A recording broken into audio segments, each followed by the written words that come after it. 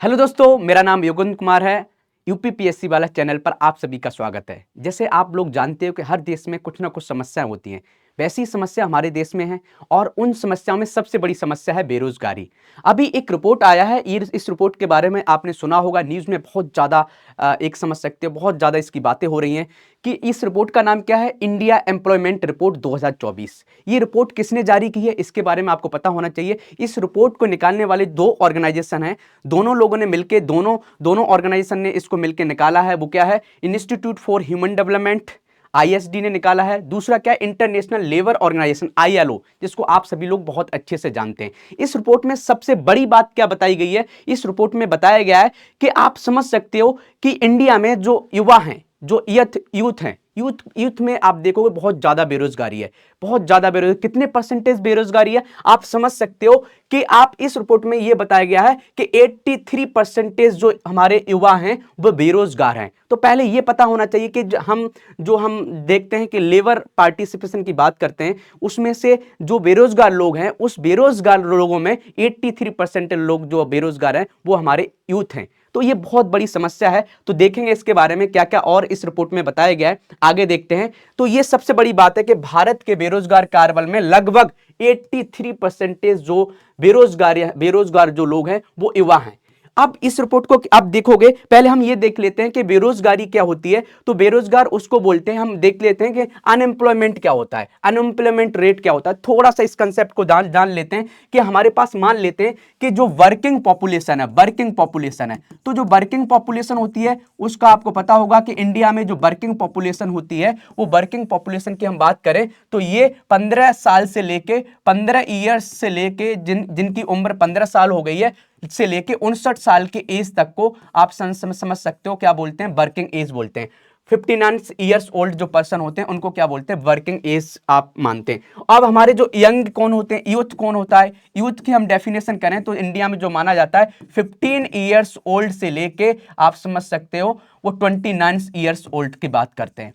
आप देख सकते हैं कि जो लोग इसमें काम करना चाहते हैं, समझ गए, उन लोगों को, जिन लोगों को काम नहीं मिल रहा है उन लोगों के पास बेरोजगारी है। तो आप समझ सकते हो जो भी बेरोजगार है, मान लेते हैं कि 100 लोग हमारे इस वर्किंग ग्रुप में आते हैं, मान लेते हैं वर्किंग ग्रुप में 100 लोग आते हैं, लेट कर लेते हैं, और 100 में से मान लीजिए 40 लोगों को जॉब नहीं मिलती है।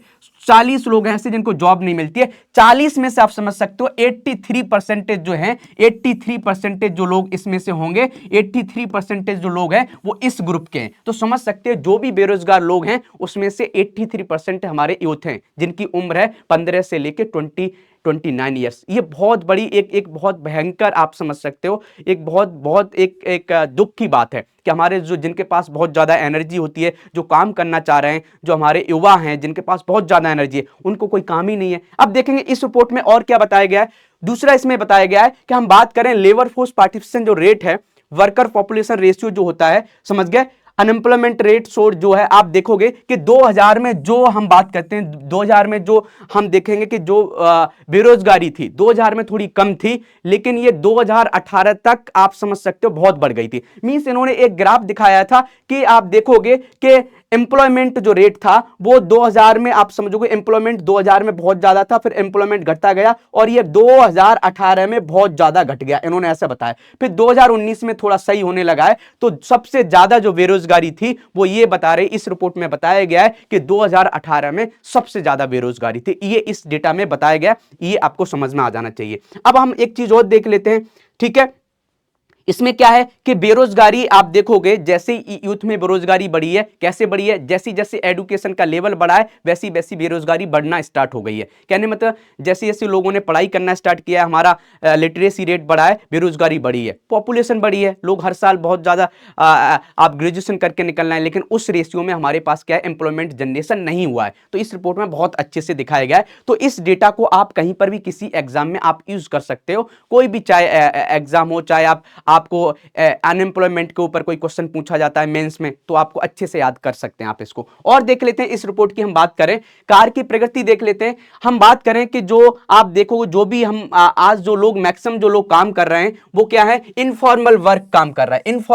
इनफॉर्मल सेक्टर में ज्यादातर लोग काम कर रहे हैं। रेगुलर जो वर्क है उसमें डिक्लाइन हुआ है। इनफॉर्मल वर्क क्या है, इसमें लोग खुद का बिजनेस स्टार्ट कर सकते हैं। जो डेली वेज वर्कर्स हैं, जो डेली काम करते हैं, चाहे सब्जी बेचने वाला हो, चाहे कोई पर्सन जो घर में आपके घर में हो सकता है कोई खाना बनाने वाला हो, इनफॉर्मल वर्कर्स हैं, समझ गए। तो फॉर्मल वर्कर्स में आप समझ सकते हो कमी आई है, गिरावट आई है, ऐसा भी बताया गया है। और सबसे बड़ी बात, ये सबसे बड़ी जो दिक्कत बताई है कि इंडिया में आप समझ सकते हो कि 70% जो यूथ है, युवा है, उनको ईमेल करना नहीं आता है। समझ सकते हो हमारे पास स्किल डेवलपमेंट की बहुत बड़ी समस्या है। तो स्किल, जिनको ईमेल के साथ अटैचमेंट करना नहीं आता, किसी फाइल को सेंड करना है तो फाइल को सेंड नहीं कर पाएंगे, ये भी उन्होंने बताया। तो आप ये भी बता सकते हो कि यूथ जो हमारा भारत की जो एजुकेशन सिस्टम है, उस एजुकेशन सिस्टम में कितनी बड़ी समस्या है कि लोगों को स्किल्ड नहीं किया जा रहा है कि ईमेल कैसे लिखना है, ईमेल के साथ कोई अटैचमेंट भेजना है तो कैसे भेजना है। ये भी इस रिपोर्ट में बहुत अच्छे से बताया गया है। ये भी आप बात आपको लिख सकते हो। दूसरा इसमें ये बताया कि लिंग अंतर बहुत है, कि जो वुमेन है, जो गर्ल्स पढ़ के एडुकेट होकर निकल रही हैं, उनके पास और ज्यादा जॉब की कमी है।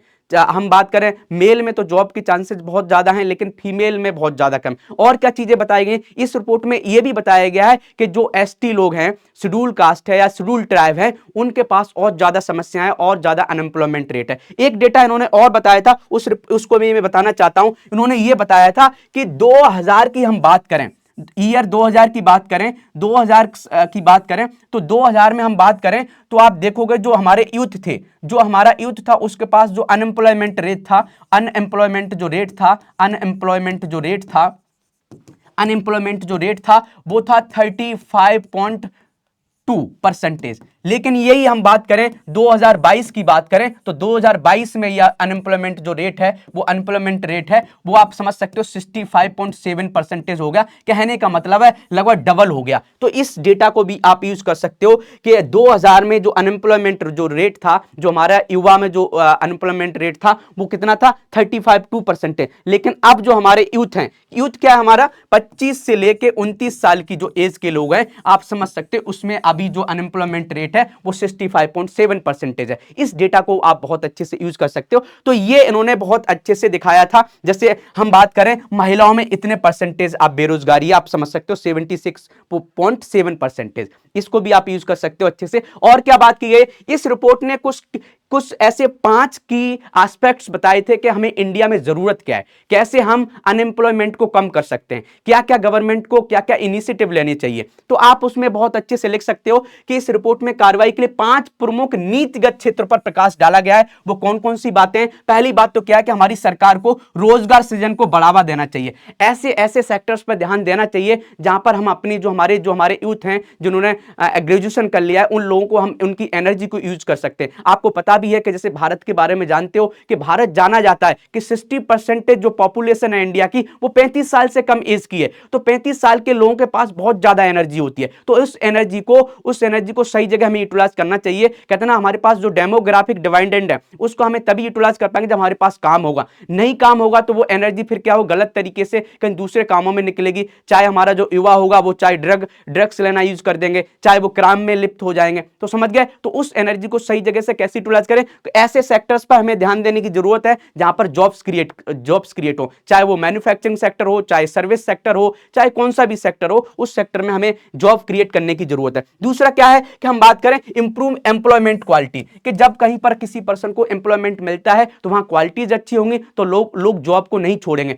हो क्या रहा है कि लोग जैसी एजुकेशन कर रहे हैं, लोग बीएससी कर रहे हैं या बीए कर रहे हैं या बीटेक कर रहे हैं, जब उनको एक अच्छी जॉब नहीं मिलती तो वो जॉब छोड़ देते हैं। बोलते हैं कि मैं इतना पढ़ने के बावजूद ऐसी जॉब मिल रही तो मैं क्यों करूंगा। तो क्या है, एम्प्लॉयमेंट क्वालिटी में जो हमें सुधार करने की जरूरत है, ये चीज है। दूसरा क्या है, addressing the labour market inequalities. Labour market में जो इनइक्वालिटीज है उनको भी हटाने की जरूरत है कि एक ही जॉब के लिए महिलाओं को जो पैसे मिल रहे हैं उतने नहीं मिल रहे हैं जितने मेल को मिल रहा है। तो जो हमारा मेल और फीमेल में जो डिफरेंस है पेमेंट में, वो हमें खत्म करने की जरूरत है, ऐसी बात की गई है। दूसरा जो सबसे बड़ी बात की गई है, जो चौथा पॉइंट है, वो है कौशल और सक्रिय श्रम बाजार। मतलब हमको क्या स्किल डेवलपमेंट करने की जरूरत है। ऐसा एजुकेशन सिस्टम होना चाहिए जिसमें हम स्किल कर सकें। अब क्या कि 75% लोगों को यही नहीं आता है कि हमें मेल कैसे भेजना है, कैसे हमें कोई एक अटैचमेंट भेजना वो नहीं आता, तो वो चीजें बहुत अच्छे से बताई गई हैं। ये चीजें श्रम बाजार पैटर्न और युवा रोजगार पर ज्ञान की कमी को पूरा करना, तो इन चीजों को जो जो नीतियां बताई गई हैं उसको इंप्लीमेंट कर सकते हैं। अब इस खबर से जो रिपोर्ट आई है, इस रिपोर्ट से हमें यह सीखने को मिलता है कि हमें अभी हमारे भारत देश में समस्याएं तो हैं, इस समस्या का सॉल्यूशन क्या है कि जो हमारे यूथ है उसकी एनर्जी को हम कैसे यूटिलाइज कर सकते हैं। अब जो लोग एग्जाम देते हैं इस नॉलेज को कहां पर आपको यूज करना है, तो आपको इस रिपोर्ट को जो हमारी है कि जो इंडिया अनएम्प्लॉयमेंट रिपोर्ट है, इंडिया अनएम्प्लॉयमेंट जो रिपोर्ट है, अनएम्प्लॉयमेंट रिपोर्ट जो है, अनएम्प्लॉयमेंट रिपोर्ट 2024, इस रिपोर्ट को कैसे आप यूज कर सकते हो एग्जाम में। तो पहली बात तो ये आपको पता होना चाहिए कि ये रिपोर्ट निकालता कौन है। तो ये आपको पता होना चाहिए कि ये ISD निकालता है प्लस ILO निकालता है, ILO निकालता है। ये आपको पहले पता होना चाहिए, प्रीलिम्स में पूछा जा सकता है कि इस रिपोर्ट को कौन निकालता है। दूसरा, आपके मेंस में एक क्वेश्चन बन सकता है, कैसे मेंस में क्वेश्चन बन सकता है कि मान लीजिए एक नॉर्मल एक आम इंसान जो भारत का नागरिक है, उसको ये तो पता होना चाहिए कि हमारे भारत की स्थिति क्या है, हमारी इकोनॉमीज में क्या चल रहा है, हमारे जो आने वाली जनरेशन के सामने क्या समस्या, उनको आम नागरिक को इसकी जानकारी तो होनी चाहिए। लेकिन आप किसी एग्जाम की तैयारी कर रहे हैं, चाहे UPPCS की तैयारी कर रहे हैं, चाहे UPSC की तैयारी कर रहे हैं, तो आप इस नॉलेज को कैसे यूटिलाइज कर सकते हैं, उसके लिए मैं आपको एक क्वेश्चन दे रहा हूं। वो क्वेश्चन ये है कि सबसे हिंदी में दे रहा हूं कि बेरोजगारी भारत के लिए बहुत बड़ी समस्या है। बेरोजगारी भारत के लिए बहुत बड़ी समस्या है। भारत के लिए बहुत बड़ी समस्या है। बहुत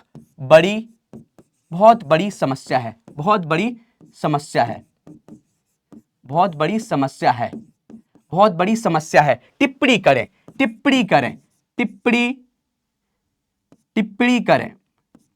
करें।